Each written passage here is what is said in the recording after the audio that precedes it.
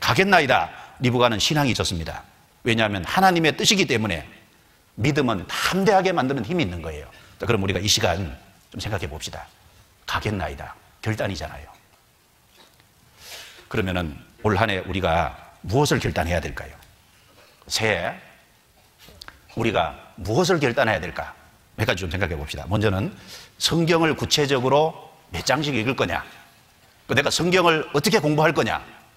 그리고 하나님의 말씀을 듣는 것을 내가 어떻게 할 거냐? 성경에 대해서 내가 어떻게 할 것인지를 좀 한번 결단해 봐야 될 거예요. 가장 힘있게 하는 것 중에 하나가 말씀의 힘입니다. 마리아가 옥합을 깨뜨린 것은 믿음의 힘인 동시에 말씀의 힘이었잖아요. 누가복음 10장에 보면 예수님이 자기 집에 왔을 때 마르다는 분주히 일했지만 마리아는 주의 발 아래 앉아 주의 말씀을 들었다고 했잖아요. 주의 발 앞에가 아니고 아래입니다. 사실 예수님과 마리아는요 같은 평면에 앉아 있었을 거예요. 발 앞에 앉아 있었을 겁니다. 그런데 누가복음 10장은 발 아래라고 했어요. 왜 아래라고 했을까요? 그거는 마리아의 태도를 가리킵니다. 발 아래는요 겸손의 모습이거든요. 마리아는 겸손하게 주님의 발 아래 자기를 낮추고 주님의 말씀을 간절하게 갈망하는 마음으로 들었잖아요. 갈망하는 마음으로 들으니까 예수님이 죽는다는 걸 말씀하시잖아요. 부활할 것을 말씀하시잖아요. 제자들도 예수님이 예루살렘에 올라가면 다 한 자리씩 할 것, 예수님이 왕 되실 것을 기대하는데 마리아만 예수님이 십자가에 죽을 걸 믿고 있었거든요. 그래서 옥합을 예수님께 부어드린 겁니다. 그 부어드릴 수 있는 힘이 어디에서 나왔어요? 말씀의 힘입니다. 청년 때 사실 힘있게 살 수 있는 게 뭘까요? 의지만 가지고 안 돼요. 인생을 살아보지만 의지는 한계가 있거든요. 그 의지를 굴복시킬 수 있는 게 말씀입니다. 말씀이 마음판에 들어올 때 그 의지를 굴복시킬 수 있는 거예요. 청년이 무엇으로 그 행실을 깨끗게 하리까? 주의 말씀을 따라 상갈 것이니이다. 내가 주께 범죄치 아니하려 하여 주의 말씀을 내 마음에 두었나이다. 시편 119편 9절부터 11절. 자, 주의 말씀을 내 마음에 두었나이다. 내가 뭘 각오해야 되냐?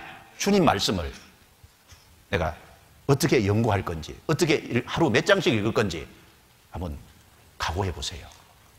한 번은 제게 어떤 자매님이, 어머니 자매님입니다. 신앙생활 잘하려면 어떻게 하면 되나요?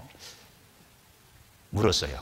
제가 대답을 했는데 저도 대답해놓고 잊어버렸습니다. 나중에 그분이 얘기하는데 목사님이 시키는 대로 해봤어요 그러더라고요. 1년 이상 했대요. 그래서 어떻게 하셨는데요? 제가 잊어버렸으니까.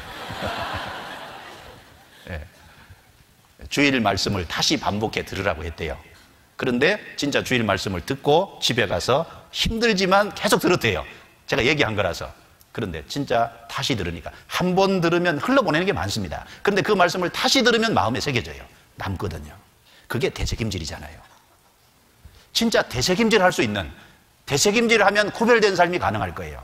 주님 말씀이 내려오면 우리 인생이 아름답게 되고 우리가 충만하게 될 겁니다. 창세기 1장에 보면 빛이 있으라 하나님의 말씀이 내려올 때 빛과 어둠이 갈라졌잖아요. 궁창 위의 물과 아래의 물로 나뉘라 말씀이 내려올 때 그대로 됐잖아요.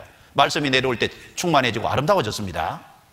우리 인생에 어떻게 하면 아름다워질까요? 어떻게 하면 변화가 될까요? 말씀입니다.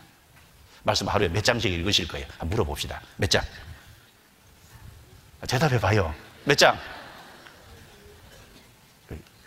결단이잖아요. 몇 장씩 읽겠다. 주일 말씀을 들을 때 어떻게 하겠다. 수요 말씀을 들을 때 내가 어떻게 하겠다. 그렇죠? 하루에 한 장씩 꾸준히 읽히겠다. 마음에 결단이 있어야 될 거 아니에요. 그리고 결단해놓고 하다가 안 되면 다시 결단 세우면 되잖아요. 그렇죠? 작심 3일이면 3일마다 한 번씩 계속 하면 되죠.